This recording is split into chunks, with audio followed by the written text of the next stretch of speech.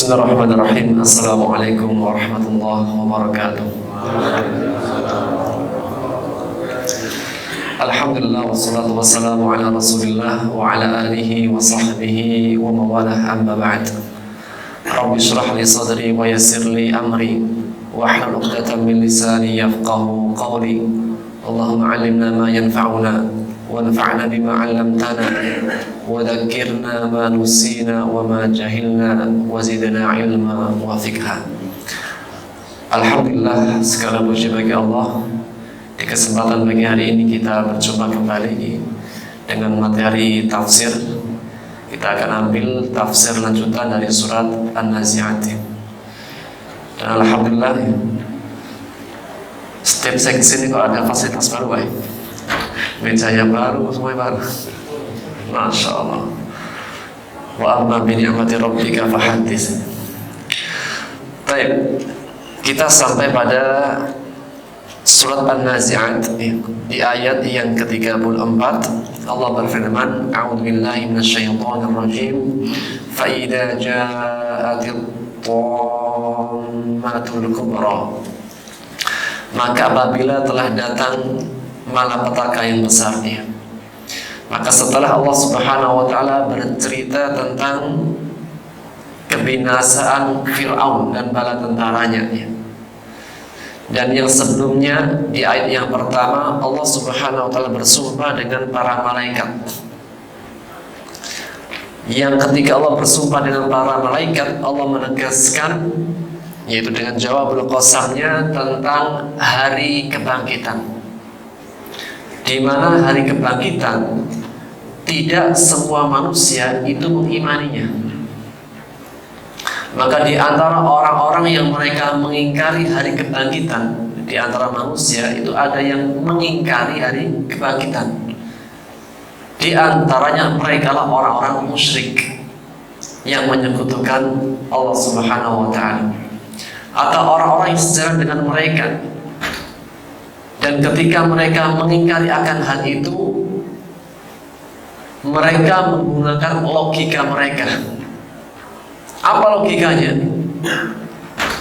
Masa benar kelak ketika kami sudah mati, sudah wafat, kemudian dikuburkan menjadi tanah, menjadi tulang belulang yang hancur, maka manakah mungkin bisa dikembalikan menjadi semula?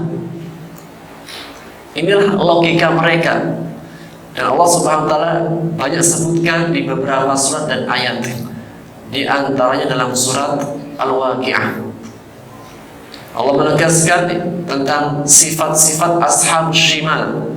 Mereka para penghuni golongan kiri, mereka para golongan kiri yang kelak akan menghuni neraka. Allah tegaskan apa yang menjadikan mereka menjadi orang-orang golongan kiri. Allah mengatakan, wa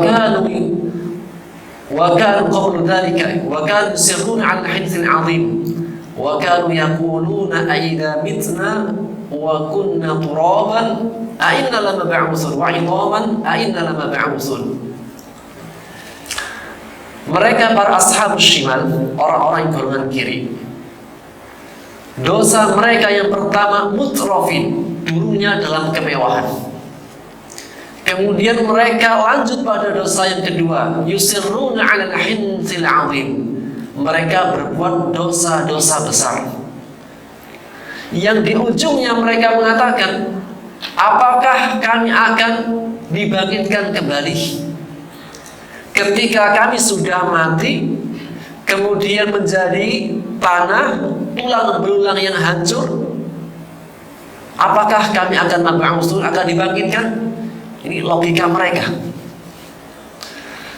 Maka Allah mengatakan, Qul, katakanlah wahai Muhammad, innal awwalina wal akhirina lamajmu'una ila miqati yaumin ma'lum. Katakanlah wahai Muhammad kepada mereka yang akan mengingkari hari kebangkitan, katakanlah kepada mereka, sesungguhnya orang yang pertama-tamanya, wal akhirin, dan orang-orang yang setelahnya pasti akan dikumpulkan pada suatu hari yang telah ditentukan, yaitu hari kiamat, hari kebangkitan. Maka sesungguhnya mereka ketika mengingkari akan hari kebangkitan, mereka itu tidak bisa melihat kemahakuasaan Allah. Maka setiap orang yang tidak beriman dengan hari kebangkitan, dan mereka berdalih dengan bahwasanya jika kami sudah mati menjadi tulang belulang yang hancur, menjadi tanah, apakah mungkin dibangkitkan? Maka sesungguhnya mereka telah mengingkari hari kebangkitan, dan mereka tidak melihat tentang kemahakuasaan Allah. Allah Subhanahu wa taala menciptakan mereka sebelumnya lam yakun syai'an madhkura, dari sesuatu yang tidak ada, yang gak bisa disebut. Dari sesuatu yang tidak ada, yang tidak bisa disebut, Allah ciptakan. Maka jika menciptakan yang sesuatu yang tidak ada dan tidak bisa disebut saja, Allah qadir, Allah maha mampu, apalagi membangkitkan kembali. Dan sesungguhnya setiap dari kita pasti akan wafat, dan jasadnya akan dimakan tanah, kecuali satu, ajbud dan tulang ekornya,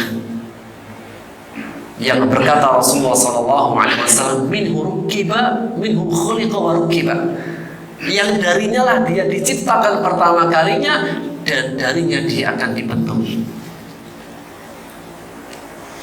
Maka sesungguhnya orang-orang yang mereka mengingkari hari kebangkitan adalah orang-orang yang tidak bisa melihat kemahakuasaan Allah Subhanahu wa taala. Padahal banyak hal-hal yang kita itu melihat tanda-tanda kekuasaan Allah. Allah menegaskan wa fi anfusikum afala tubsirun, dan pada diri kalian terdapat tanda-tanda kebesaran Allah. Afala tubsirun, tidakkah kalian melihatnya? Kalau kita perhatikan anggota tubuh kita itu gak masuk logika sekali. Ada jantung, ada darah, siapa yang menggerakkan? Ada mata, makanan dimasukkan menjadi sesuatu, air susu keluarnya putih, padahal dia di antara darah dan daging, seharusnya warnanya merah. Ular, dia itu mulutnya penuh dengan racun, tapi kenapa nggak mati-mati? Dan tanda-tanda kebesaran Allah yang lainnya yang Allah telah tunjukkan pada manusia. Maka setelah mengenai tentang orang-orang yang mereka mengingkari hari kebangkitan, kemudian Allah sebutkan cerita tentang Fir'aun dan bala tentaranya, kemudian Allah binasakan. Yang setelahnya Allah bercerita tentang hari kiamat al-kubroh, hari kiamat yang menjadi hari pembalasan yang sebenarnya, hari pertemuan seorang hamba dengan amal solehnya dengan Allah Subhanahu wa taala. Maka Allah sebutkan fa idza ja'atil qiyamatul kubra, apabila telah datang malapetaka yang besar. Di antara nama-nama hari kiamat ada al-qamah, dan al-qamah dari lafaz al-qamah yutimu atau qamah yatumu, yang artinya al-'ulu, besar, kemudian tinggi. Sebagaimana perkataan orang Arab mengatakan yatumul ma, ketika air itu sudah naik tinggi, sudah tumpah ruah, maka dinamakan al-qamah karena dia tumpah ruah sangat besar, yang ketika dia muncul maka meliputi segalanya. Fa idza ja'atil qamatul kubra, apabila datang malapetaka yang besar. Ketika datang malapetaka besar itu semuanya diliputinya.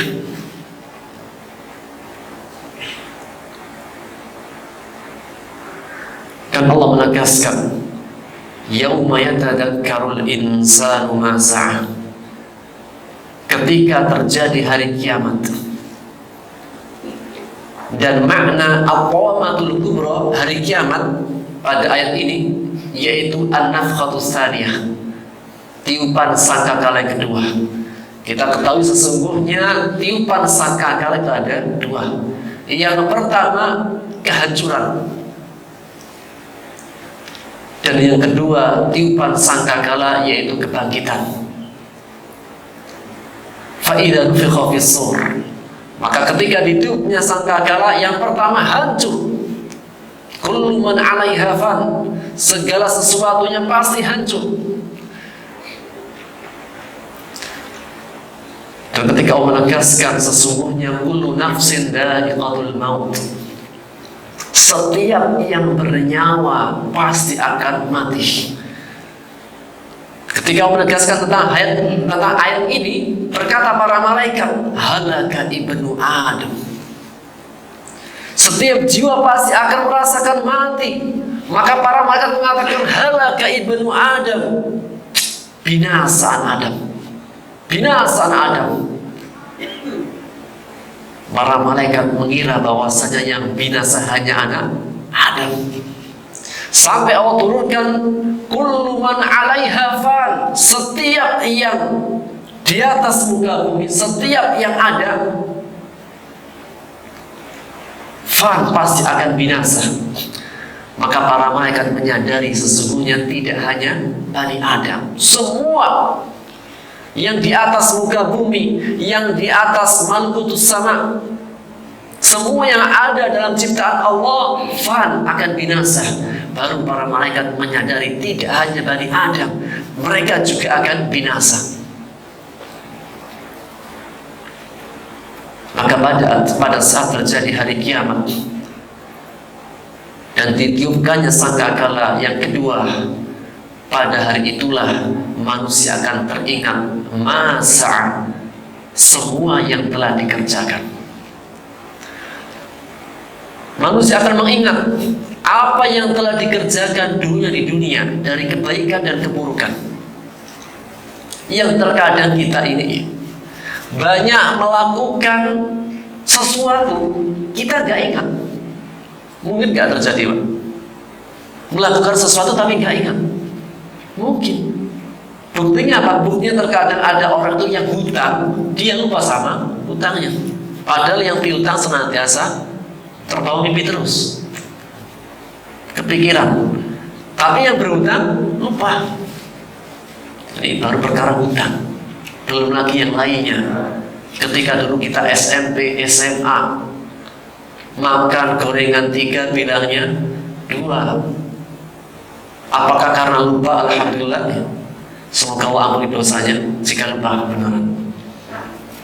Tapi jika sengaja perlu ditunaikan haknya. Maka apa?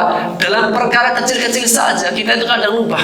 Tapi nanti pada hari kiamat, pada saat ditiupkan sangkakala, Allah bangkitkan.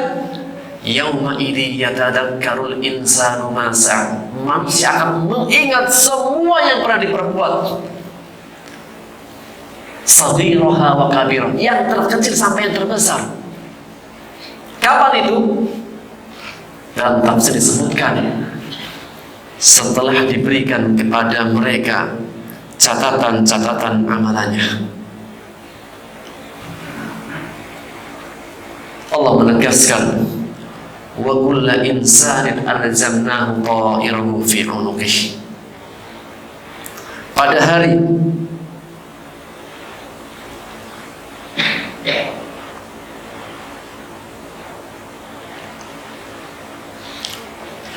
yang pada hari setiap manusia itu akan dikalungkan dengan catatan amalannya.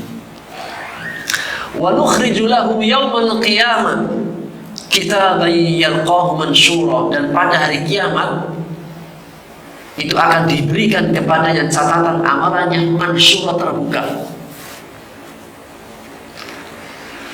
Setelah diberikan catatan amalannya, mengatakan iqra kitabak, baca kitabmu, baca catatan amalanmu. Kafa bi nafsika al-yawma 'alaika hasiba, cukuplah hari ini Yang menjadi saksi yang akan menghisab adalah dirimu sendiri dari kitabmu. Masing-masing dari kita akan mendapati catatan amalannya dan dia yang membaca sendiri. Iqra kitabak, baca kitabmu. Kafa binafsika al-yawma 'alaika hasiba. Yang menjadi hisabnya, yang akan membacakannya adalah dirimu sendiri. Maka ketika dia membaca kitabnya, dia mengetahui semuanya. Yang mungkinnya diri lupa, tetapi catatannya tidak bisa lupa. Maka di antara yang bisa menguatkan transaksi adalah dengan menulis. Yang mungkin saja orang itu lupa, tapi ketika melihat catatannya, oh ternyata punya hutang, atau ternyata punya sertifikat, itu diketahui dengan catatan. Makanya dalam syariat kita itu ketika terjadi transaksi jual beli, transaksi hutang piutang, itu sangat dianjurkan untuk faktubuh, menulis.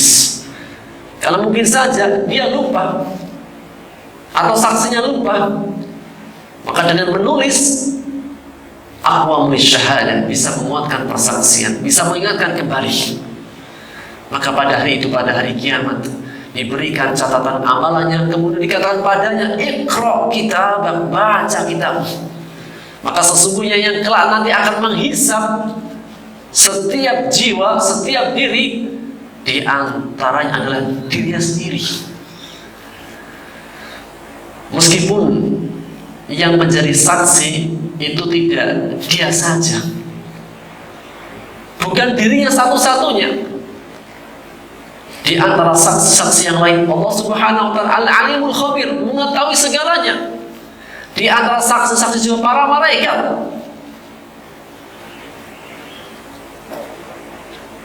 Di antara saksi-saksi juga anggota tubuh kita, bahkan kulit-kulit kita, bahkan bumi yang kita pijak, bahkan orang-orang beriman di antara kita kelak nanti menjadi saksi. Sehingga apa? Berbicara mengenai saksi kita dalam kehidupan, Pak, itu gak satu, banyak. Ibarat kata CCTV kalah, Pak. Di TV ada berapa di masjid ini? Satu, kalah. Kalau CCTV-nya Allah Subhanahu wa ta'ala, jangankan gerak-gerik kita, setiap hari ada berapa daun yang jatuh dari pohon. Yang punya pohon jambu di depan rumah ada berapa, Pak? Setiap hari jatuhnya. Yang punya pohon mangga di depan rumahnya, setiap harinya berapa daun yang jatuh? Nggak tahu, tahunya bunganya saja, daunnya nggak tahu.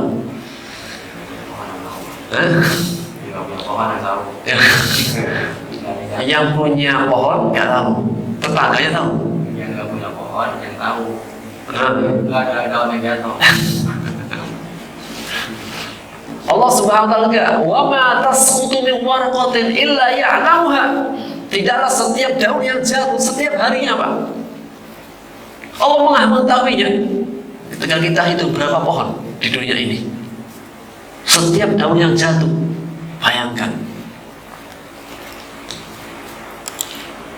Maka mengenai saksi itu tidak hanya diri kita, tapi kelak nanti di hari kiamat diberikan kitabnya. Allah mengatakan, Iqra kitab, baca kitabmu, kamu sendiri yang baca. Maka pada hari itulah dia mengingat semua yang telah diperbuat.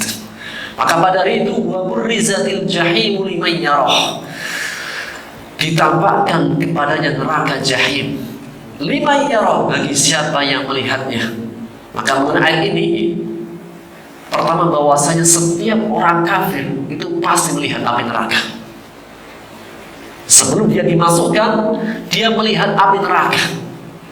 Dan Rasulullah SAW bersabda, yu'ta yaumal qiyamah, didatangkan pada hari kiamat neraka jahanam, wa 'alaiha sab'una alfan zimam, yang ketika ditampakkan pada hari kiamat neraka jahanam memiliki 70.000 tali kekang, dan setiap tali kekangnya ada 70.000 para malaikat.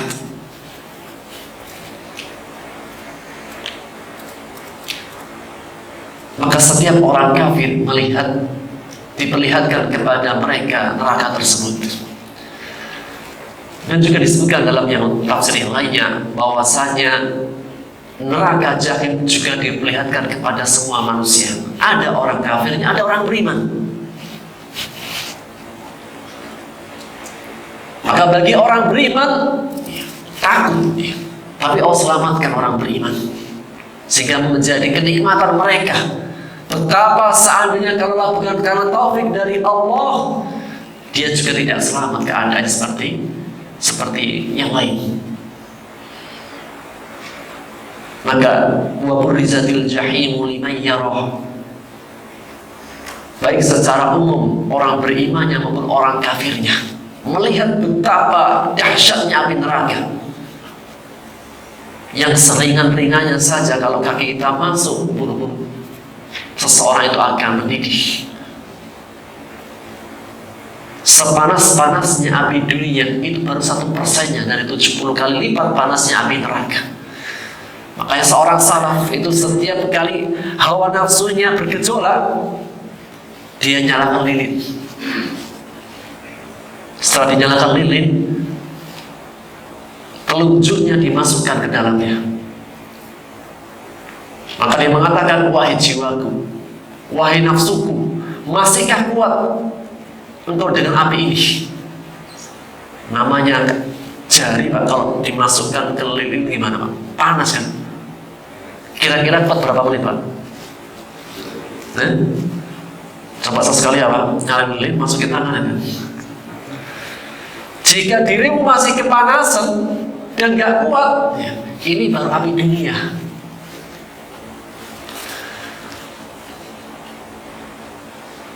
Maka pada hari itu menjadi hari yang besar, hari di mana diperlihatkan api neraka. Kalau orang beriman khawatir juga, tapi Allah selamatkan. Tapi mereka Allah perlihatkan api mereka dan kelak mereka akan masukinya. Dan di antara firman Allah Subhanahu wa taala, la tarawunnal jahim tsumma la tarawunnaha 'ainal yaqin. Sungguh benar-benar akan melihat neraka jahim, dan sungguh benar-benar akan melihatnya dengan mata kepala sendiri. Maka setelah Allah Subhanahu wa taala beri ancaman dengan api neraka, Allah sebutkan dua kelompok. Satu kelompok yang mereka celaka, dan satu kelompok yang mereka selamat dari api neraka. Maka menegaskan fa'amma man tagha, adapun orang yang melampaui batas. Dinamakan melampaui batas karena dia tidak menjaga batasan-batasan Allah. Yang mereka sombong dari beribadah kepada Allah, sombong dari ketaatan kepada Allah. Maka setiap orang yang tidak mau taat sama Allah, yang gak mau beribadah kepada Allah, sombong. Sombongnya dari mana, Pak? Karena orang itu kalau sudah merasa besar, kan kamu disuruh. Coba karyawan nyuruh bosnya, berani gak, Pak? Sekaryawan biasa atau bagian kebersihan lah, nyuruh direkturnya, berani gak, Pak? Berani juga, tapi bisa keluar namanya. Ini yang pertama dan terakhir. Maka seorang hamba itu dikatakan sombong jika dia mau beribadah. Yang nyuruh siapa? Allah Subhanahu wa taala, Malikul Muluk, raja di raja, raja yang sebenarnya. Khaliqu kulli syai', pencipta segala sesuatu. Yang nyuruhnya raja di raja, sang penciptanya, dia enggak mau. Sombong gak, Pak? Sombong. Sebagaimana sifatnya orang-orang yang gak mau ibadah, gak mau taat, sombong. Maka sebaliknya sesungguhnya orang yang taat kepada Allah, yang menjalankan ibadah adalah orang yang gak sombong, tawadhu. Kita semua hamba, namanya hamba ya hamba. Diperintahkan tuanya ya nurut. hamba sahaya, hamba budak. Kita semua adalah abdullah, hambanya Allah Subhanahu wa ta'ala. Namanya hamba sahaya. Kalau disuruh tuanya nggak nurut, gimana Pak? Ya dapat konsekuensinya. Kecuali dianya bos, dianya tuannya. Itulah apa? Orang yang tidak mau ibadah dan tidak mau taat kepada Allah adalah orang yang sombong.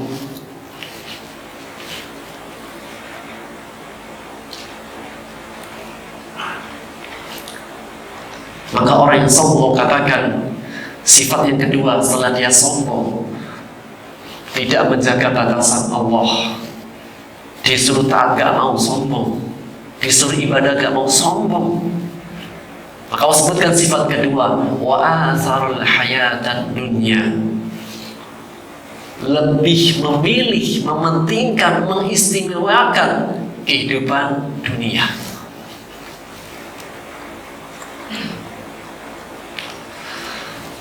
Maka siapapun orang yang sudah lebih mengutamakan dunia daripada akhiratnya, itu apa? Pangkal semua kerusakan. Ketika dia lebih mementingkan kehidupan dunia, maka akhiratnya itu menjadi hisabnya. Segala sesuatu itu berdasarkan dunia.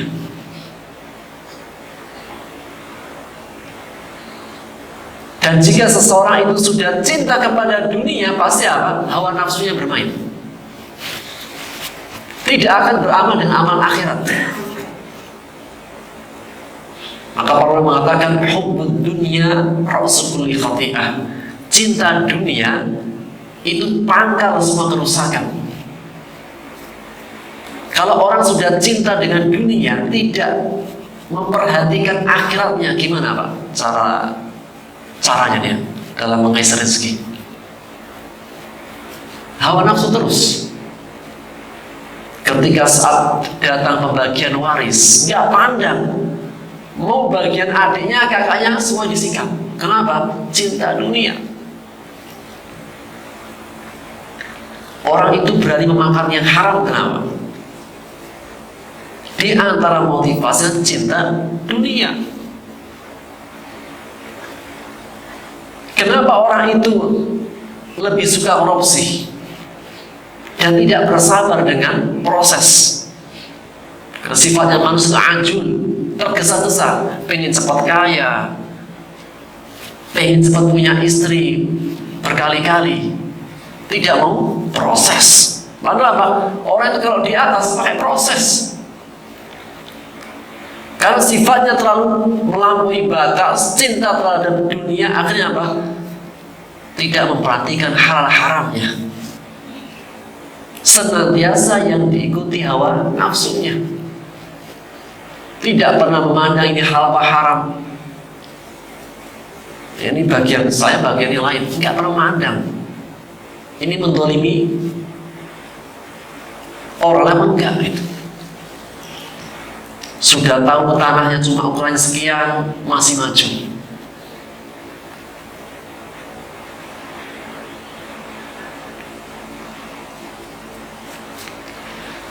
Dan orang kalau sudah cinta dengan dunia, gelap hati dan akhiratnya.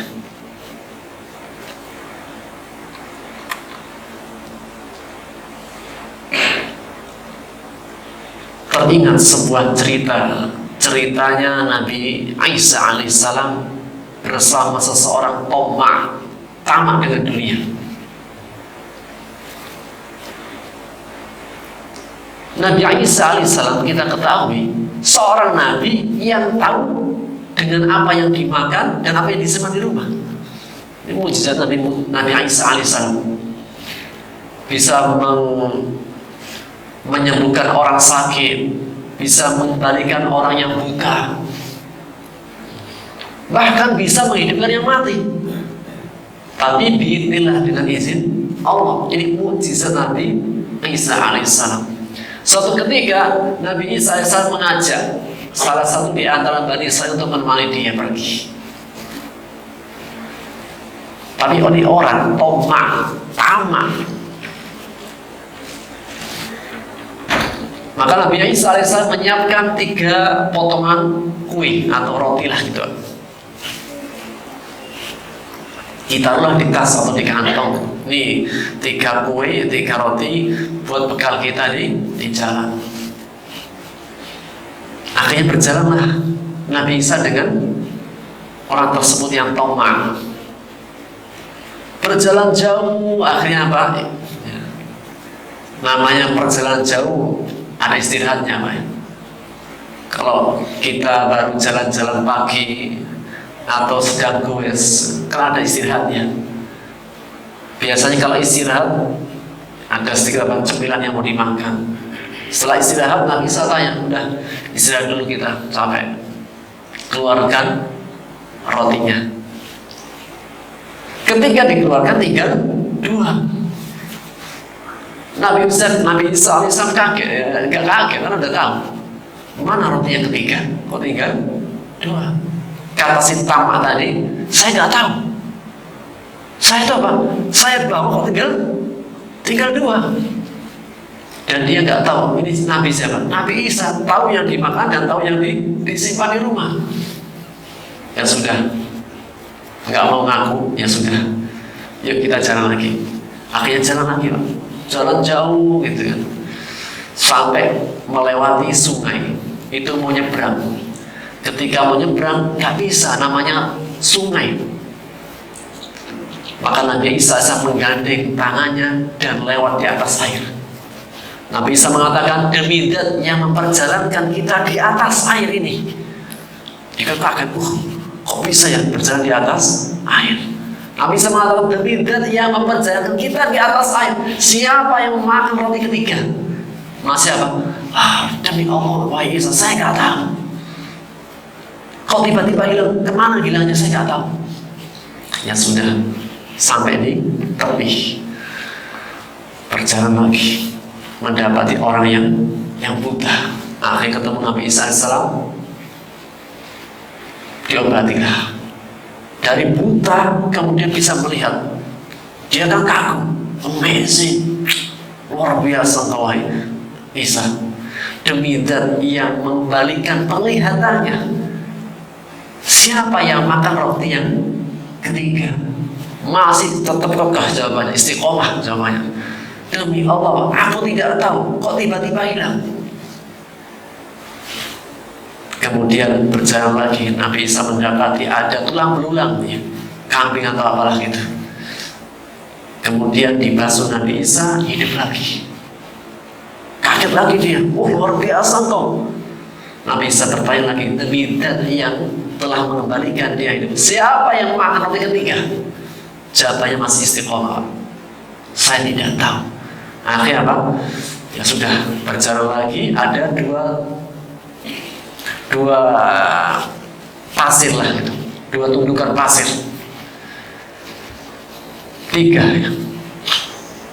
Ketika didekati ternyata emas.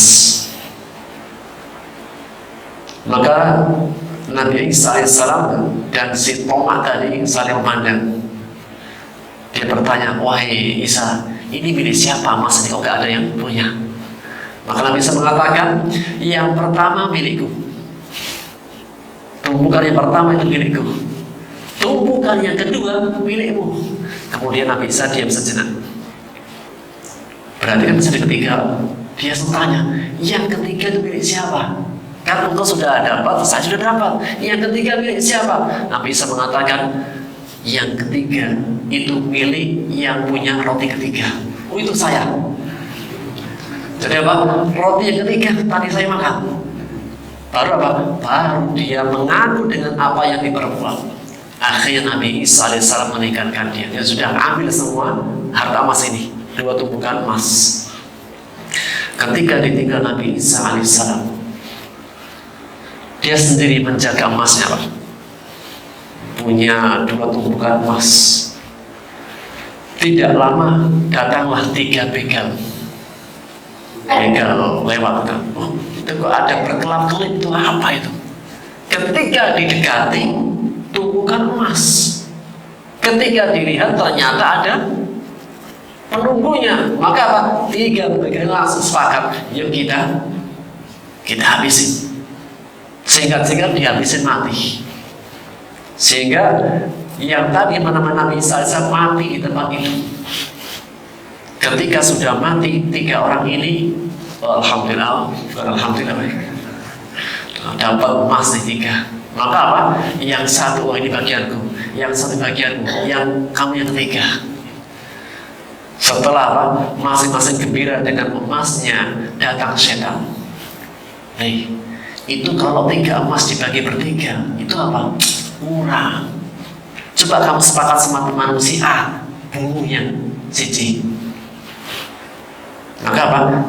Ketika setan membisiki hatinya, yang pertama dan yang kedua itu saling cincai. Gimana kita bikin apa? Si yang teman kita ini kita bunuh saja. Terus gimana caranya?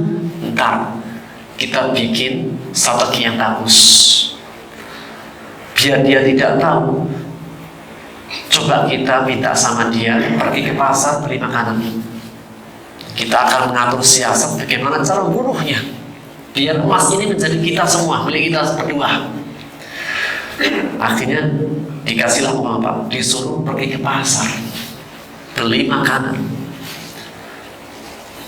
Dan 2 orang tadi sedang membuat siasat, membuat acara bagaimana cara membunuhnya. Ketika pergi di tengah perjalanan, si yang diminta untuk beli makanan juga berpikir, kalau saya miliki semuanya, bagus juga tuh. Gimana caranya? Wah, saya kan pergi beli makanan, saya beli racun sekalian. Jadi apa? Dia pergi beli makanan plus apa? Memberi racun makanan itu. Sesampai di pasar, dia beli makanan racun, akhirnya balik. Ketika balik, sampai di tempat langsung disergap dan dibunuh dia. Dibunuh oleh 2 temannya. Setelah dia wafat mati, kemudian lapar Pak. Tadi kan lapar kan, habis kelahi kan. Habis kelahi kan lapar Pak. Tadi ketika kita berangkat juga ada yang berantem di sana. Habis kelahi berantem memburu lapar. Artinya apa? Makanannya pun dimakan. Dapat emas, dapat makanan. Tidak lama juga keracunan mati. Sehingga apa? Di tempat yang sama ada berapa jasad? 4. Jasadnya orang pertama yang bernama Nabi Isa alaihissalam. Kemudian jasadnya 3 orang yang merampoknya. Kemudian Nabi Isa alaihissalam lewat di depannya. Seraya mengatakan, hakana dunia, inilah dunia yang membinasakan anak Adam. Sudah dikasih yang cukup, masih memaksakan diri untuk yang lainnya tanpa memandang hal haramnya, akhirnya membinasakan dia. Orang kalau sudah tamak dengan dunia, cinta dengan dunia, itu gak pandang dulu, mau haram sikat.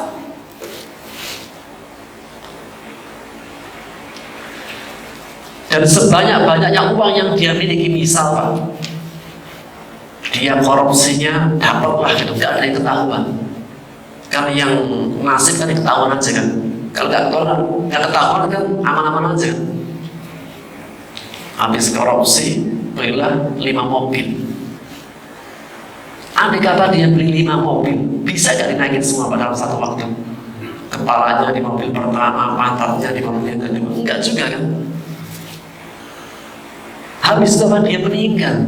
Habis dia meninggal, yang mewariskan istrinya. Istrinya masih muda, nikah lagi. Dosanya siapa? Yang pertama juga.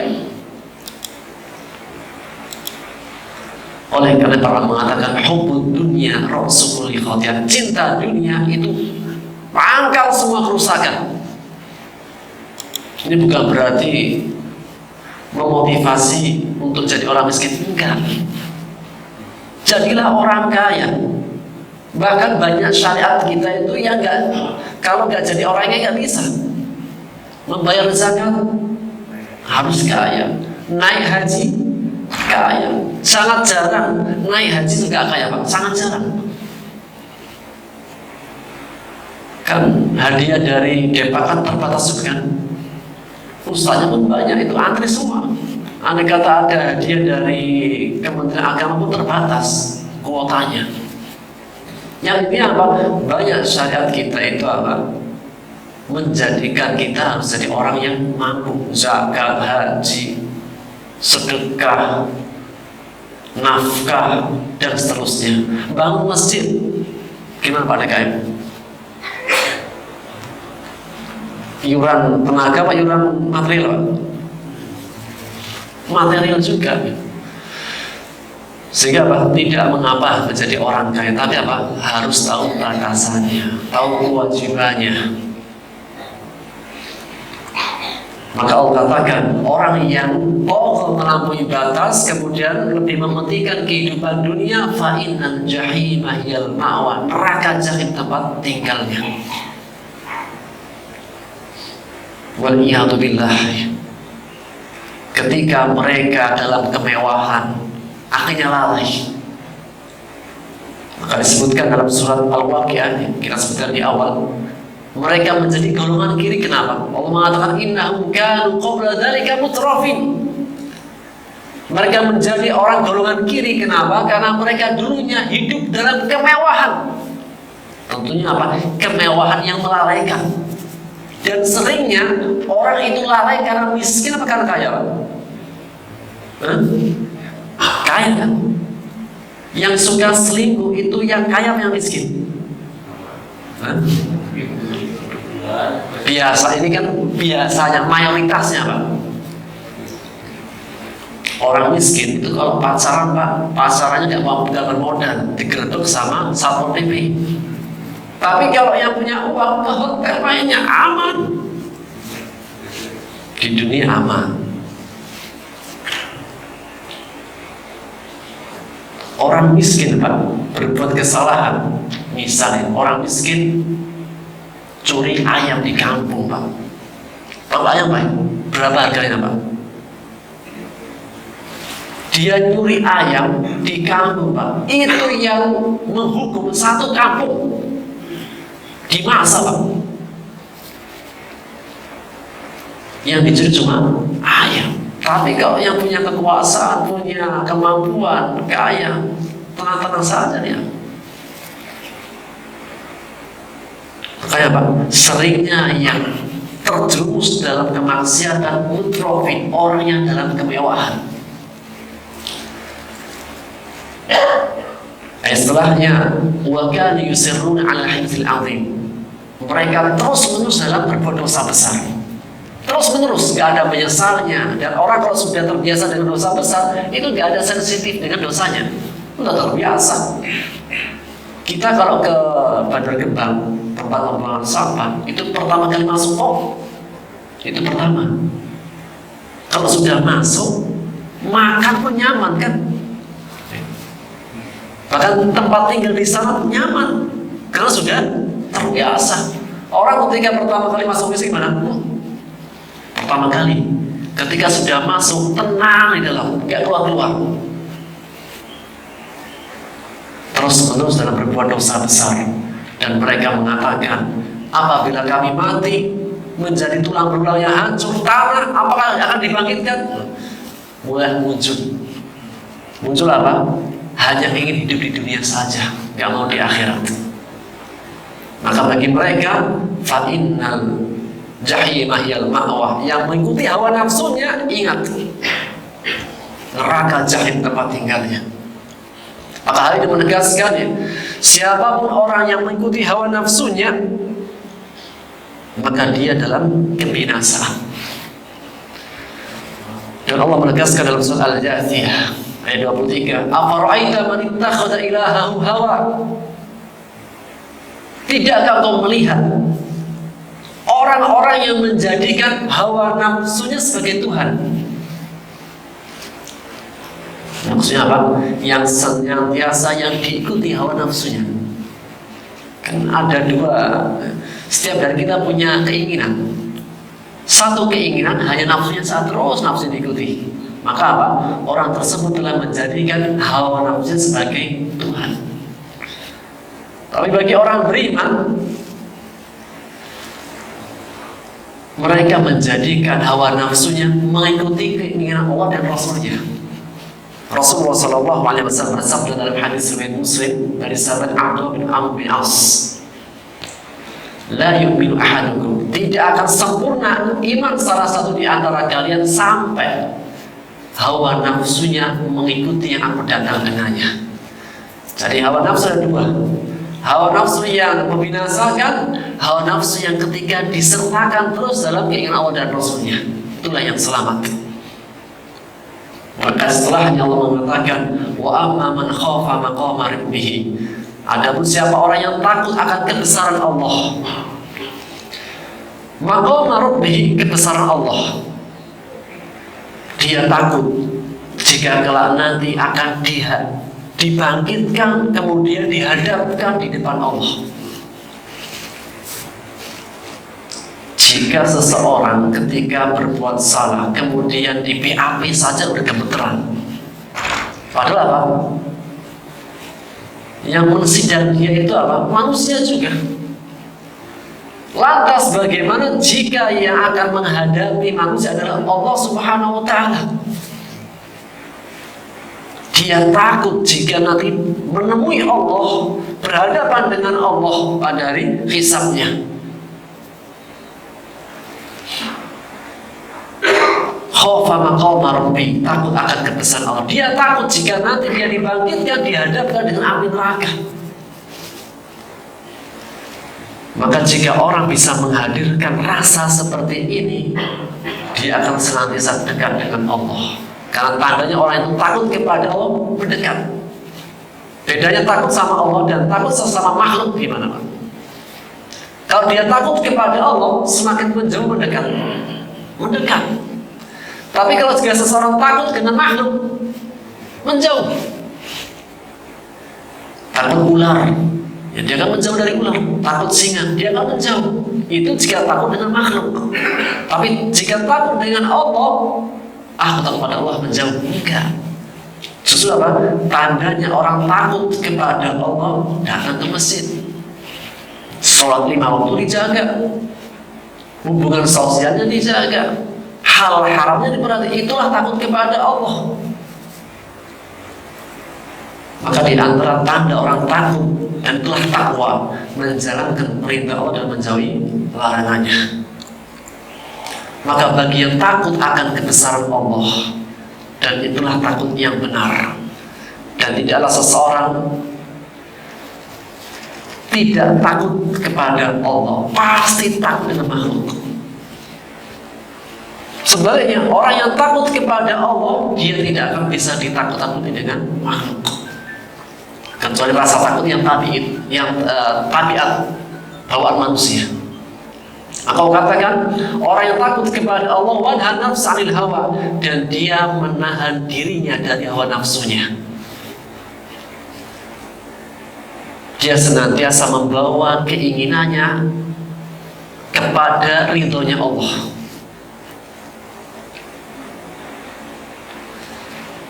Dia mau melakukan ini, melakukan suatu amalan. Jika dalam dilihat amalannya mendatangkan ridhonya Allah, cintanya Allah, dia lakukan.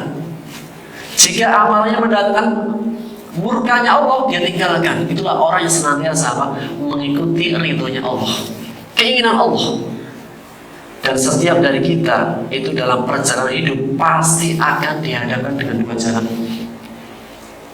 Wahadainahun najdain, kami tunjukkan padanya dua jalan. Setiap kita itu mau melangkah, mau berjalan, kita akan dihadapkan dengan dua jalan. Jalan ridhonya Allah, jalan murkanya. Tinggal pilih, silahkan. Tentukan pilihanmu di dunia, kelak nanti akan ditentukan nasibmu di akhirat. Maka bagi orang yang menahan hawa nafsunya, karena nafsu itu gimana? Nafsu kalau diikut terus gimana? Membinasakan. Islam itu tidak melarang, tapi memberikan batasan demi keselamatan. Orang punya nafsu pada harta, boleh kan? Boleh, tapi apa? Islam itu memberikan batasannya. Ini boleh, ini enggak. Tapi kalau nafsu dilepas terus, tidak memperhatikan batasan-batasannya, celaka, Pak.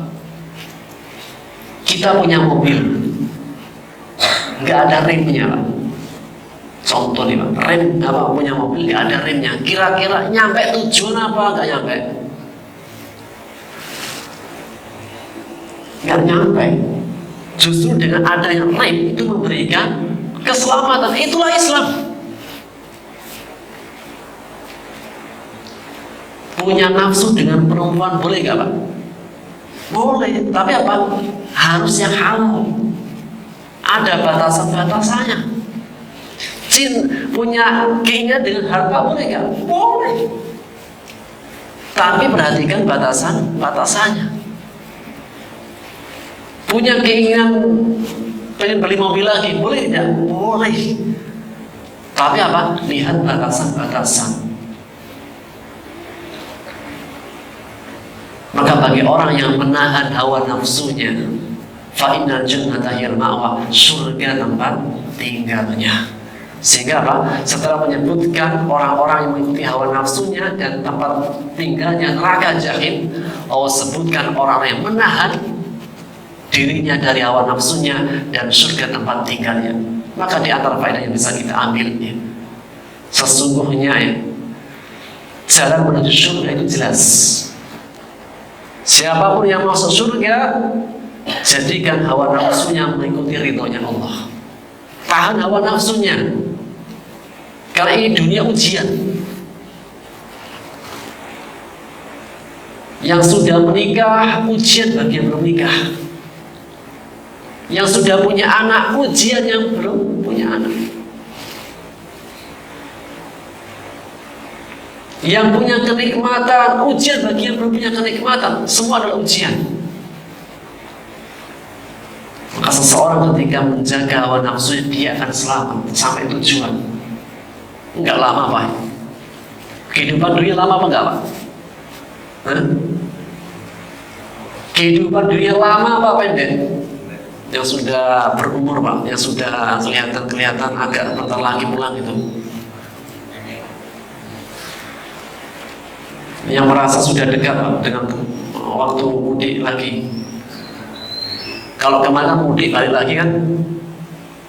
Kemarin mudik balik lagi, alhamdulillah. Ketika mudik masih balik lagi. Ada, Pak, yang mudik gak balik. Kehidupan dunia meskipun rasanya panjang, itu bentar. Allah menegaskan di ayat setelahnya,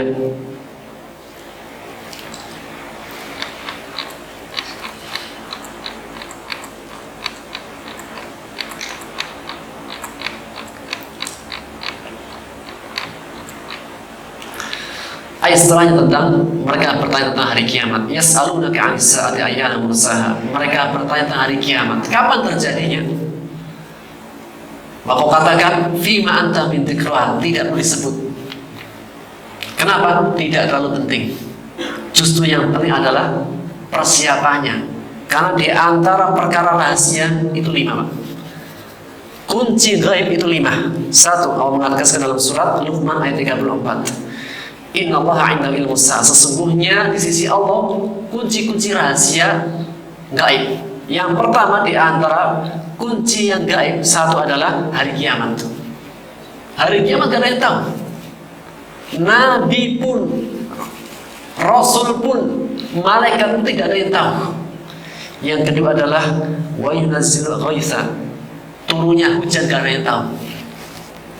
BMKG hanya memprediksi saja. Karena kenapa? Ada orang mengatakan mendung belum tentu hujan.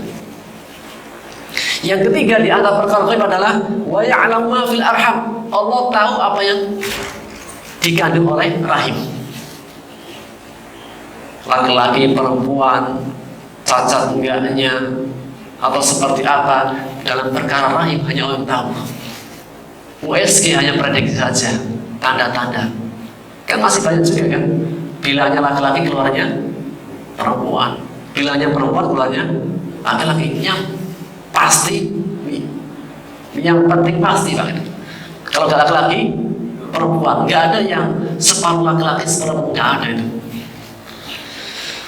Yang keempat di antara perkara itu adalah wa ma tadri nafsun madza taksibu ghadan. Engkau nggak tahu apa yang akan diperbuat hari esok.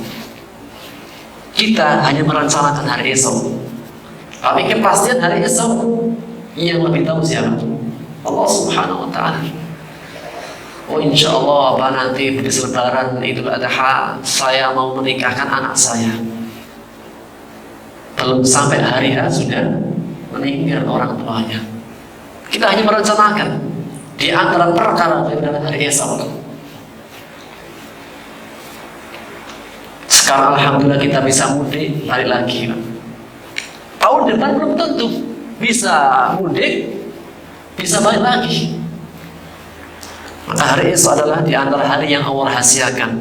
Yang kelima adalah wa ma tadri nafsun bi ayyi ardin tamut, dan engkau tidak tahu di bumi mana kau wafat.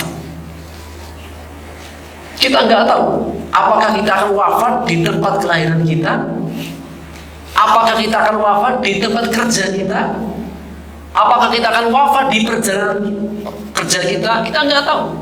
Di daratan, di lautan, atau di udara kita nggak tahu kapan, di tempat mana kita akan wafat.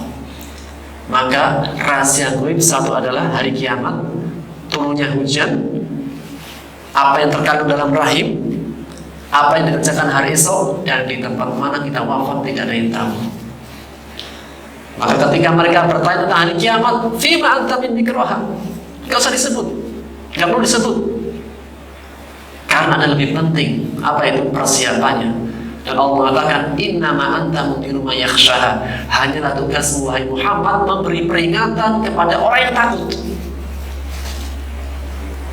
Jadi apa? Engkau hanya memberi peringatan kepada orang yang takut dengan hari akhirat, takut akan berjumpa dengan Allah jika dia tidak punya bekal yang cukup. Dan inilah takut yang terbaik. Takut yang dipuji adalah takut ketika pulang menghadap Allah tidak punya bekal. Bukan takut dengan yang lainnya, sehingga menghadirkan amal soleh, menghadirkan dekat kepada Allah, yang pastinya setiap dari kita pasti akan pulang kembali kepada Allah Subhanahu wa Ta'ala. Dan ketika seseorang kembali kepada Allah, kemudian Allah adakan hari kebangkitan, sebagaimana ayat ini, fa'idha ja'atil qiyamatul kubra, ketika datang malapetaka yang besar, itu apa? Tiupan sangkakala yang kedua. Ketika ditiupkan sangkakala yang kedua, Allah katakan ka'annahum yauma yarawnaha, ketika dia bangkit melihat hari kebangkitan, lam yalbathu illa 'ashiyatan aw duhaha, rasa-rasanya dia tinggal di bumi cuma waktu sore atau duha. Ketika dibangkitkan, rasa-rasanya itu apa? Kita hanya tidur, bangunnya sore atau bangunnya waktu duha. Kenapa disebutkan sore dan pagi, enggak malam? Karena masih dalam hitungan satu hari. Duha awal siang, sore akhir siang, sehingga apa? Satu hari. Kalau mengatakan seperti kayak waktu duha dan malam, itu beda hari. Menunjukkan ketika dibangkitkan kita manusia yang sudah di alam kubur. Belum ya, masih di sini. Nanti masuk. Rasa-rasa ketika dibangkitkan itu apa? Rasa-rasanya kita itu baru tidur sebentar, seperti orang yang tidur siang bangunnya sore, atau orang yang tidur pagi habis subuh tidur lagi. Ada nggak gitu? Ada. Orang yang nggak ada, orang yang nggak ada, habis subuh tidur lagi. Bangunnya apa? Ketika waktu duha, sebentar. Kalau tidur malam kelamaan. Ini apa, orang selesai sholat subuh tadi, mungkin capek banget. Mungkin orang yang capek pak, nggak hadir ya? Orang yang nggak hadir kan? Nggak hadir. Capek mungkin. Tidur habis sholat subuh bangunnya duha, atau tidur siang bangunnya sore. Ketika bangun, oh, bentar amat ya. Itulah yang akan kita rasakan kelak nanti ketika di hari kebangkitan, melihat hari kebangkitan seperti orang yang tertidur dan ketika bangun di waktu sore atau duha. Menunjukkan apa pesan? Kehidupan dunia meski panjang itu bentar. Dan tanyakan orang yang sudah umurnya tua, Pak. Ketika tua itu bentar apa lama? Kan bentar kan? Setiap orang tua ditanya nggak mau tua, apa? Jiwa muda nih, jiwa muda. Semangat, padahal dia sudah berubah, sudah tua, tapi apa? Jiwa muda. Maksudnya dia merasa belum tua. Rasa-rasanya kemarin baru selesai kuliah sudah punya anak. Rasa-rasanya baru punya anak kemarin sudah mau mantu. Rasanya baru kemarin besar sudah punya cucu. Sangat singkat. Dan itulah kehidupan dunia meskipun panjang bentar. Sehingga yang bentar ini Pak, sabar bentar. Sabar, tahan hawa nafsunya. Tahan keinginan yang berlebih, tahan keinginan yang tidak halal. Sabar Pak. Mau nambah 2, 3, 4, sabar sejenak Pak. Nanti di surga ada, aman insya Allah. Sekarang tahan dulu sebentar. Meskipun lama Ustaz, enggak, bentar dunia itu. Meskipun kehidupannya panjang, bentar. Nanti kalau sudah dimasukkan ke dalam yang lehat, dibangkitkan hari kebangkitan, rasa-rasanya waktu sore atau pagi. Maka mudah-mudahan ya kita semuanya bisa sabar dengan sabar yang kuat untuk kita menemui Allah Subhanahu wa taala di hari kebangkitan. Demikian yang kita bisa ambil faedahnya. Allah taala bisawab. Subhanaka bihamdika asyhadu an la ilaha illa anta astaghfiruka wa atubu ilaik. Assalamualaikum warahmatullahi wabarakatuh.